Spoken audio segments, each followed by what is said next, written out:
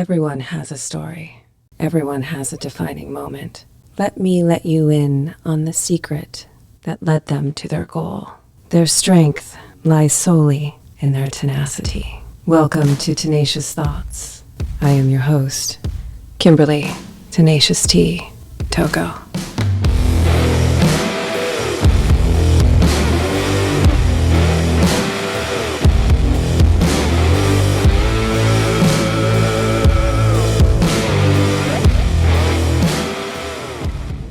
Citrus, lavender, clary sage, gardenia, and sandalwood.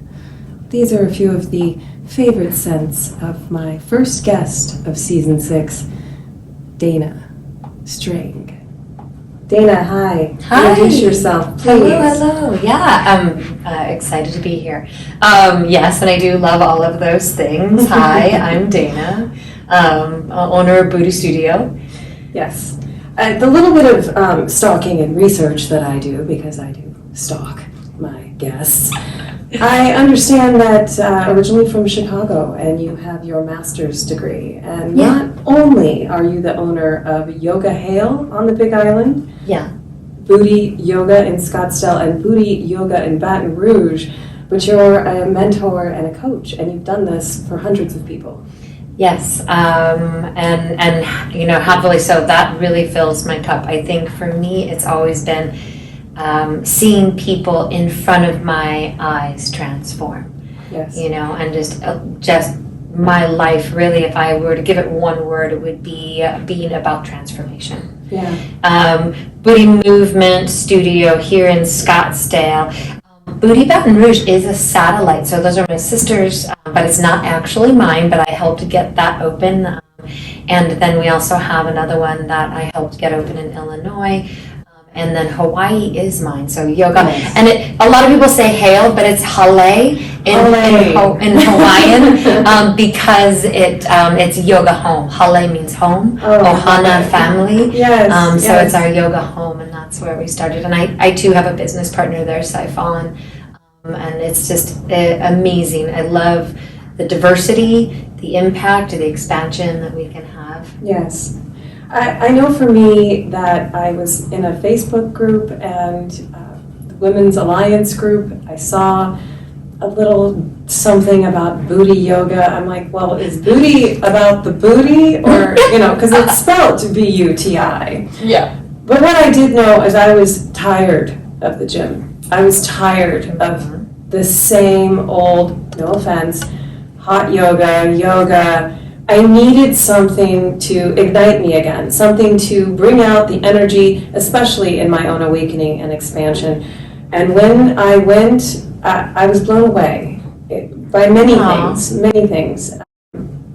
Not only the energy of you, the place, the instructors, but what it brought out in me. There is a grounding to it. Mm-hmm. And so please explain Buti and why.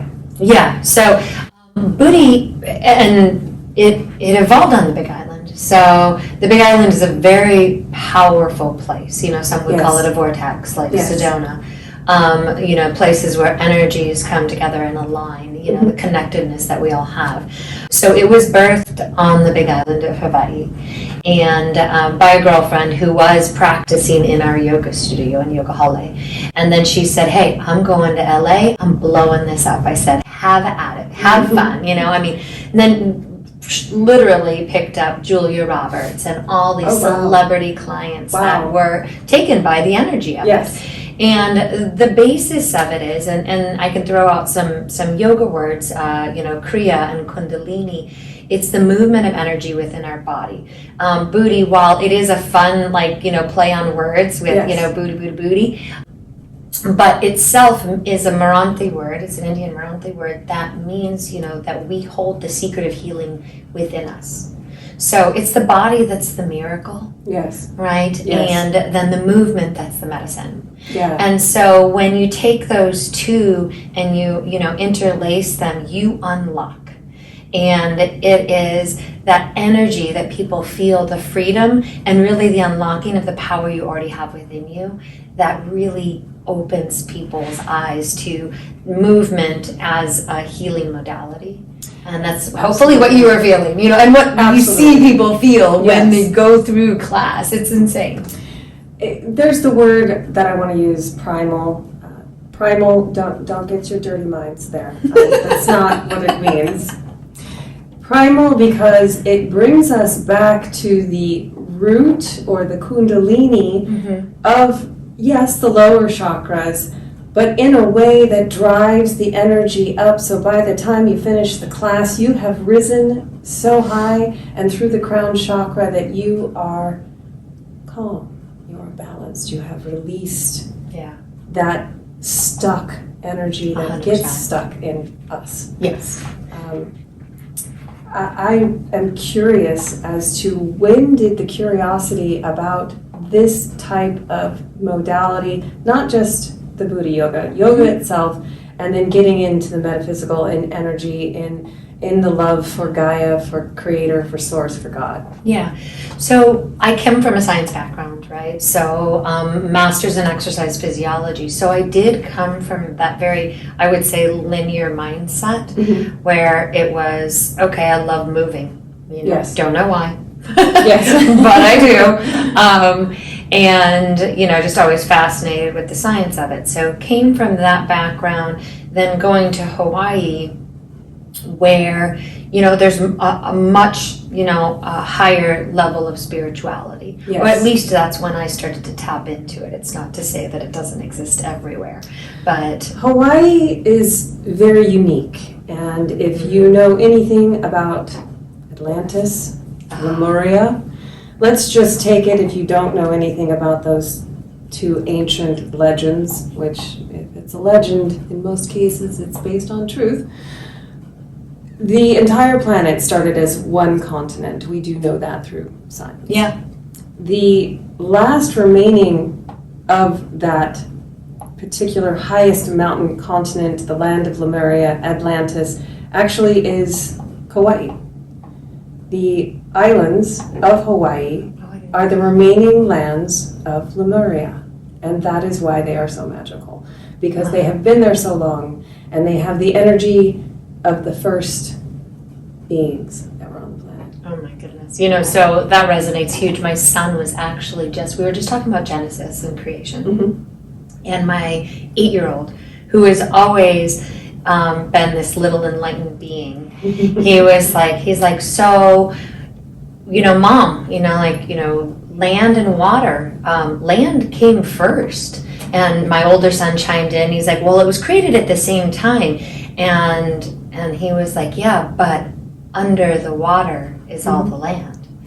And so it was fascinating, and that again too with Hawaii and it's incredible, and I want that for everybody to at least be able to immerse themselves in some way in the energy that's there. But that's what you have brought to us. Yes, and it's because so you exciting. Embody that energy, and you have brought that in your practice, in your studios, and so yes, please continue with your. And we have got so much more to do. Really, really, we are just getting started with the expansion. But the Kundalini is that balance of what we call as a Shiva and a Shakti, the male and the female energy, and gravity, and for all intents and purposes, like the emotions and different things that we allow to compress and hold us down or keep us even more rooted than we should be. That the spiraling, the movement, the Kriya, the Kundalini, the breath work, the entire Buti practice allows that energy then to rise, right? As Kundalini does, to meet Shiva back up at the top in the crown, and so we find that balance too. So by the end, you have fully lifted the energy up, and that's the other reason why we slap at the end, is to ground us back to the earth, so we don't go floating off. So we don't explode. So we're not we don't send you out into the earth without an anchor. so that really, and it comes as a basis, and that makes sense from, yeah. So what a lot of people won't be familiar with is, okay, so I'm hearing yoga, I'm hearing primal, I'm hearing swirling, I'm hearing kundalini. What does that mean? And I would say you've combined many different movements with a base of yoga.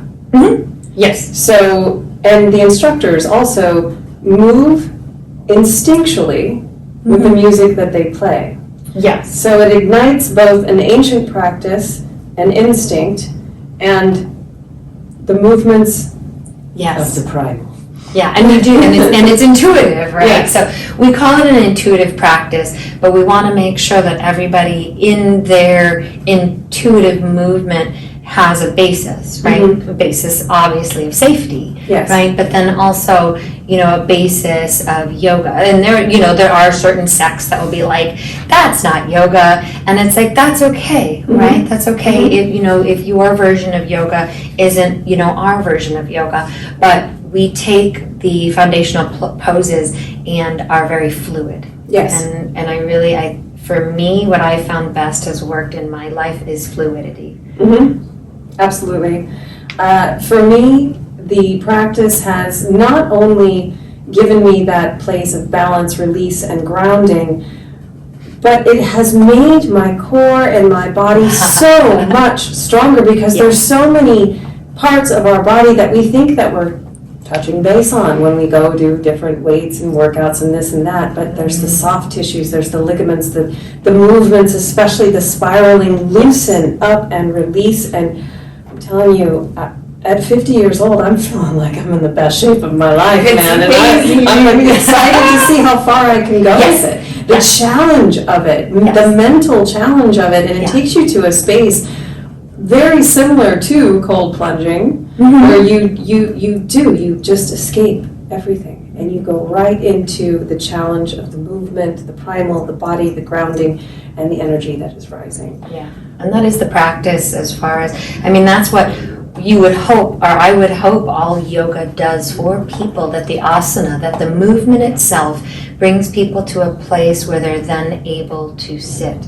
Yes. Sit with their thoughts and clear the clutter, really like take out the trash, and then to really have those moments of clarity and expansion. Yeah. And that's, what you're describing. I think what we've tapped into, especially so with my science background, I've worked with rehabilitation therapy, there's 6 directions of the spine, but that leaves out the spiraling movement. And if you think about DNA and the science of what we are made of, everything spirals. Everything spirals. And it's not in a way, and I always laugh because it's like, we're not twerking. There's no twerking. No. We're working. We're working it. We're not twerking. So it's very intentional movement, and that's where the muscles then too start to respond synergistically. I've had muscles pop out that I didn't have pre-babies. Like my core is way better than when I was in my 20s. Yeah. And it's the spiraling action. Our bodies, our spine actually needs to move. Twisting is probably one of the most beneficial things scientifically we can do for our body, because it gets the synovial fluid, the fluid that nourishes our muscles, moving. The bursa, the sacs, the things in our joints, the shoulders, hips, all of these things, we need to move. And so that gives us that fluidity, not only on an outward level that we can see, but inwardly. And so that's where I think I just made that word up. but inward. We'll have that flowing. Exactly. Let's go inwardly now, people. So that's really what is so dynamic about it. So tell me, you're in Chicago, you get your master's degree, you're in this space, and suddenly I'm going to Hawaii, and I'm just going to go right into the whole... dolphins and rainbows.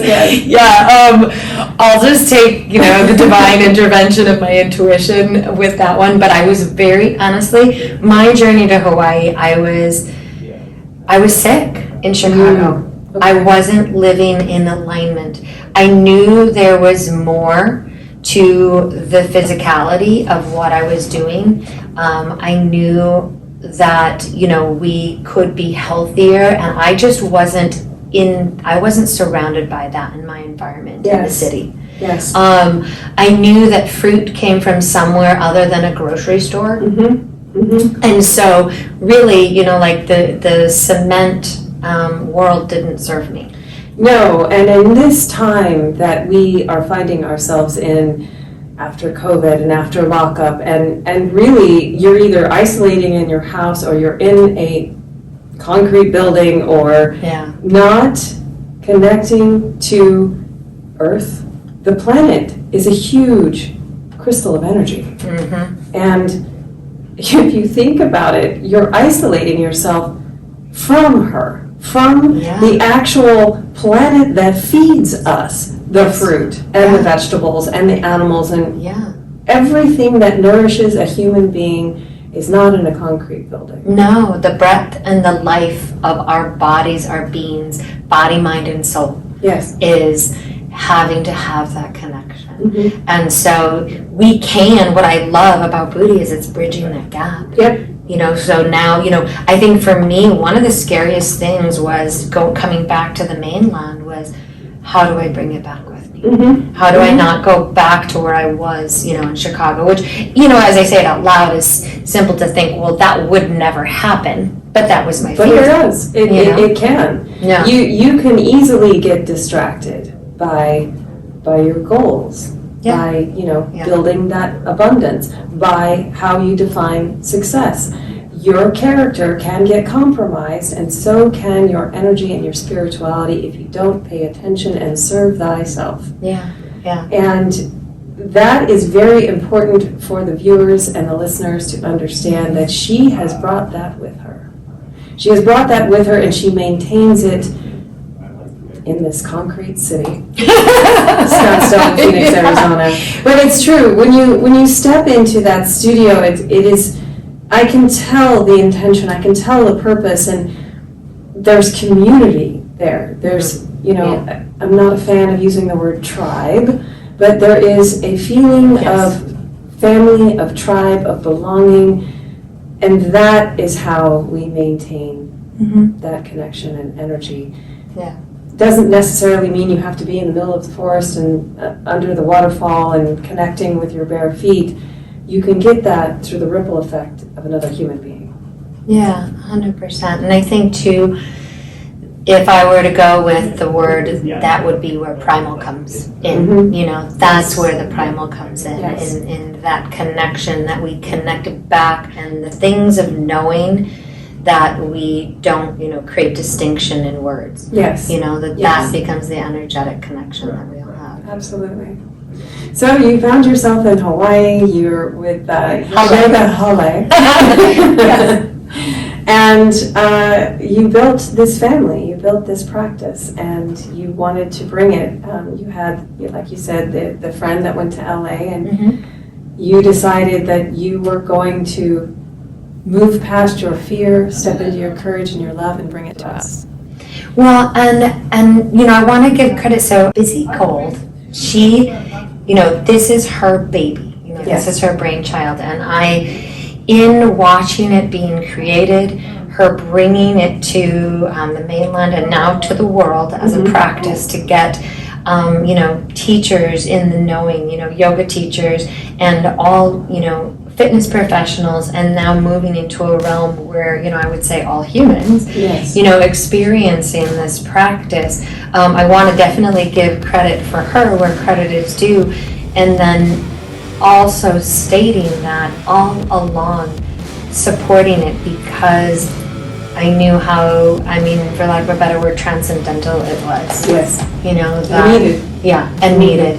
It is, and Busy's always said, Buti is bigger than me. It's not mine. I don't own it. Right. It's taken on a life of its own and now moves through us and then transcends. Wasn't that mystifying? Stay tuned for part 2 when Dana Strang answers the famous questions and we have more tenacious thoughts.